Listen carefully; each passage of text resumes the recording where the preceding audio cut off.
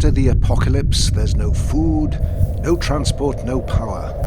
So naturally, the first thing I want to do is find a way to play Doom. Who knows what happened?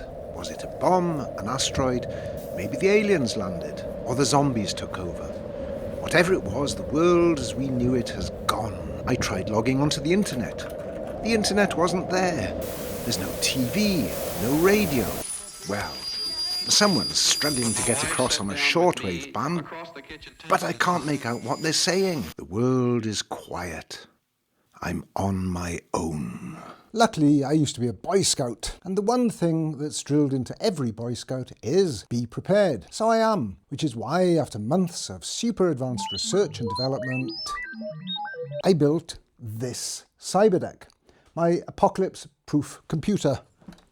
Okay, so I admit there may be a few other problems to get fixed after the Doomsday event, like getting food and clean water, warming the house, illness, fending off the aliens, the mutants, the zombies, and well, but I can sort all that out later. First things first, let me show you how I made my Cyberdeck. Essentially, a Cyberdeck is a homemade portable computer. The core component is this little Raspberry Pi computer. It's got to be able to survive through some hard times, so mine is built into this sturdy plastic case. I fixed a thin screen into the lid of the case, just using double-sided sticky tape.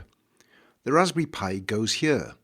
I cut this housing from sheets of acrylic and screwed the parts together. I added on this wireless keyboard and a wireless mouse. There's more to a Cyberdeck than just functionality. It also has to look good.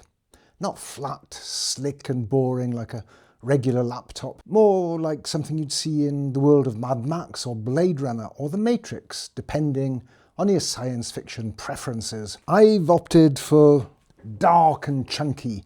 I've 3D printed some of the bits to hold the components in place, and I've left space for some more gadgets that I'll come back to in a later video. There's a motor control pad and a control screen, a radiation detector, and this handy video recorder and computer, which in happier days also functioned as a mobile phone. As for the operating system, depending on the hardware, you could choose the custom-made post-apocalyptic OS. However, the standard Raspberry Pi OS, a variant of Linux, works just fine, so that's the one I've decided to use. If I want to write my memoirs, tales of life after the catastrophe, well, I can do it in the LibreOffice word processor. But as I said at the start, what I really want to do is play the classic game Doom, which is what I've got here. Now, how do you install Doom? Well, the easiest way is to install the Linux port of Doom, Chocolate Doom, straight onto the Raspberry Pi, which is what I've done here. I open up a terminal and enter these commands. Then I just wait for the installation to complete, and there you are. Now, naturally, you'll need to do this before the internet goes down, as I have.